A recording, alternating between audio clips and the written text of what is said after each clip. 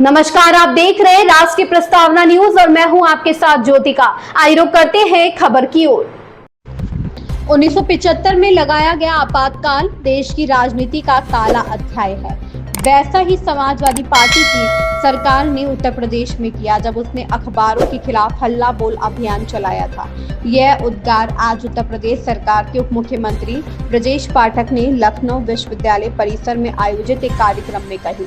हिंदुस्तान समाचार एजेंसी द्वारा विश्वविद्यालय में इमरजेंसी के 50 साल विषय पर आयोजित परिचर्चा में प्रदेश के परिवहन मंत्री दयाशंकर सिंह ने कहा, इंदिरा गांधी ने अपनी सत्ता बचाने के लिए देश में आपातकाल लगाया।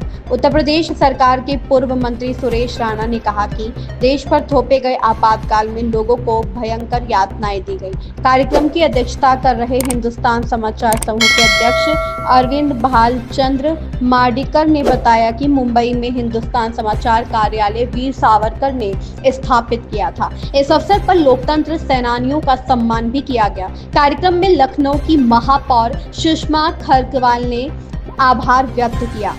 संजय शुक्ला ने विषय परिवर्तन किया। लखनऊ से ब्यूरो चीफ पीयूष त्रिपाठी की रिपोर्ट। उनको एक प्रकार ने सत्ता को अपने कब्जे में रखना था। माननीय उच्च न्यायालय ने जब उनके खिलाफ निर्णय दिया, उनके चुनाव को अमान्य कर दिया और केवल चुनाव को ही अमान्य नहीं किया, उनको इस लायक भी नहीं छोड़ा था कि पद पर बने रह सके। आनंद फानंद में रात में हम कह सकते हैं कि उस समय की चंडाल चौकड़ी ने तय किया और किसी कैबिनेट की बैठक में तय किया। कोई कैबिनेट की बैठक नहीं की कि देश में इमरजेंसी लागू कर दी जाए। आप सोचिए कैसी परिस्थितियां रही होगी। भारत का लोकतंत्र, जो दुनिया का सबसे बड़ा लोकतंत्र कहा जाता है,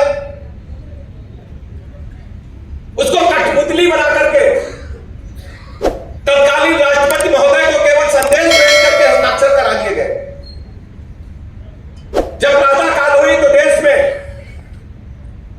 चारों तरफ हाहाकार मचा हुआ था कि देश में इमरजेंसी लागू की गई।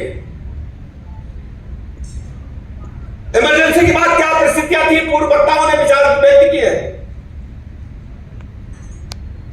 यात्रा की पराकाष्ठा हो गई थी,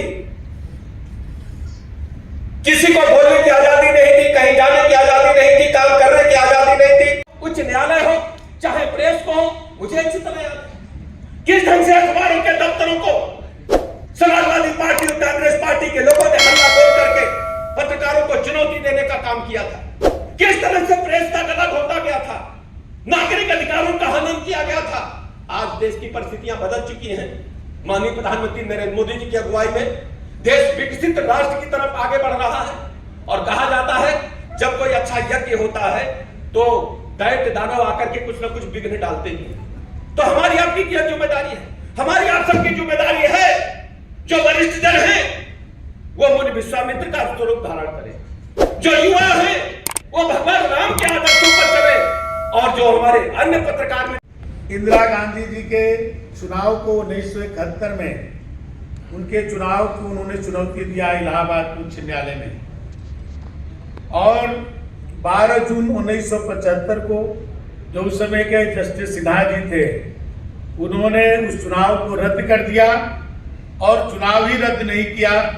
उसमें उन्होंने निर्णय में लिखा कि 6 वर्ष तक इंदिरा गांधी जी किसी भी पद पर वो नहीं रह सकती।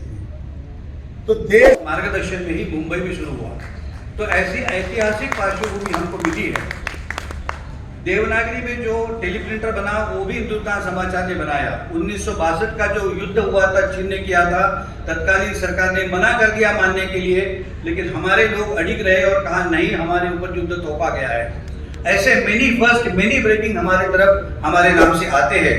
लेकिन जो साइंस के विद्यार्थी वो जानते विश्वविद्यालय में हूँ, साइनोसाइडल वेव की तरह हिंदुस्तान समाचार ऊपर नीचे होते गया। लेकिन एक बार अब फिर हम लोग ऊपर जा रहे हैं, अच्छे से काम कर रहे हैं। 15 भाषाओं में समाचार प्रेषित कर रहे हैं। 175 स्थायी कर्मचारी है, 700 स्ट्रिंगर है। इस खबर में बस इतना ही। बने रहिए राष्ट्रीय प्रस्तावना न्यूज के साथ।